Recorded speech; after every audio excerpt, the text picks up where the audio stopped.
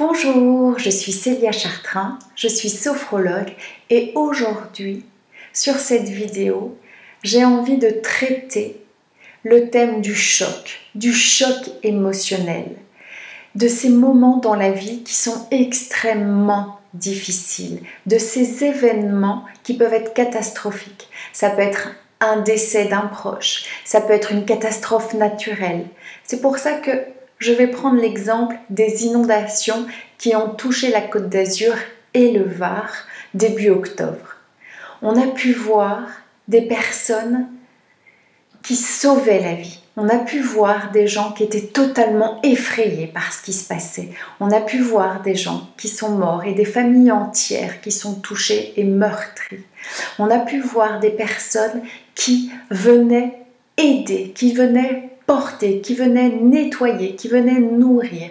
Il s'est passé beaucoup de choses. Dans cette première période, après le choc, après l'événement, il est très important d'être entouré, d'être porté, d'être soutenu. Et c'est à ce moment-là qu'on est confronté à la force et la puissance de ces émotions. Dans ces moments-là, il faut souvent être accompagné ou un petit peu plus tard. En même temps, il y a souvent une grosse fatigue.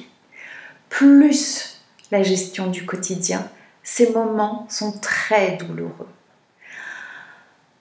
Après le choc, après les émotions, viennent les questions. Pourquoi ? C'est totalement injuste, c'est incompréhensible, je ne pourrais pas. Toutes ces questions qui vont petit à petit amener certaines réponses. Et ça, c'est l'étape, cette troisième étape qui est peut-être une transformation incroyable et qui est la plus belle.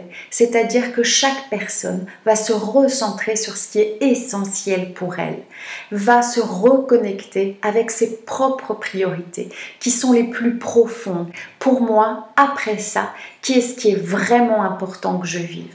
Et certaines personnes vont peut-être changer leur vie à partir de ça. D'autres vont apprécier la vie totalement différemment. Donc, si jamais vous êtes dans ce cas, n'hésitez pas à être entouré, à être soutenu, à demander de l'aide parce que la gestion du quotidien avec une grosse fatigue est extrêmement difficile. Prenez le temps, vraiment prenez le temps de vous recentrer sur vos priorités. Voilà ce que je voulais traiter après une grosse catastrophe, de pouvoir transmuter ça sur ce qui nous est le plus fondamental. J'espère avoir été claire, utile dans ces moments-là et je vous dis à bientôt. Au revoir.